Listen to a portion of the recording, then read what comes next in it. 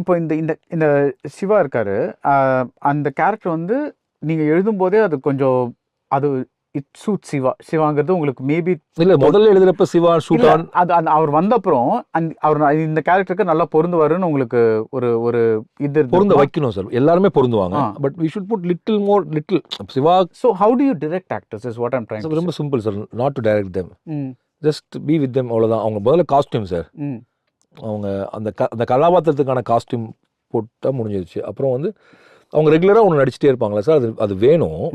ஏன்னா அதுதான் பார்வையாளர் பழகிருக்காங்க. அதை முற்றிலும் நம்ம தவிர்த்துட்டு நான் அவங்கள புதிய மனிதர்களாக மாற்றுறேங்கிறதுக்கு போகவே வேண்டிய அவசியம் இல்லை. அப்படியே நம்மளுக்கு வேறு புதுசாக நடிக்க வச்சிடலாம் நம்ம, இல்லையா? ஸோ அந்த நடிகரோட ஏதோ ஒன்று பிடிச்சி தான் நீங்கள் அவங்கள கூப்பிட்ருக்கீங்க. ஸோ அந்த பிடிச்சதை விட்டுறக்கூடாது சார்.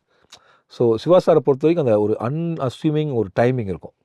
அந்த டைமிங் வந்து அவருக்கு அந்த ஸ்பேஸ் வருவதற்கான இடத்த நான் காட்சியில் வைக்கணும். ஆனால் அவருக்கு சில சினிமேட்டிக் எக்ஸ்பிரஷன்ஸ் இருக்குது. இது வரைக்கும் நடித்து அவர் ஒன்று பழகிருக்காருல, அந்த எக்ஸ்பிரஷன்ஸ் எனக்கு வேண்டாம். ஆனால் இது இப்படிலாம் அவர்கிட்ட சொல்ல வேண்டியதில்லை. நம்ம அப்படியே போகிற போக்கில் சார் இதில் இப்படி வேண்டாம், ஒரு இப்படி பண்ணுங்களேன் அப்படி. அப்புறம் ஒரு தேர் வெரி ஸ்மார்ட் சார். ஒரு 2வது டேக் 3வது tackle they will find it out. நம்ம எதுக்கு ரீடேக் கேட்குறவங்க தெரிஞ்சிடும். அப்புறம் ஒரு அந்த இதுக்குள்ள வந்துடுவாங்க.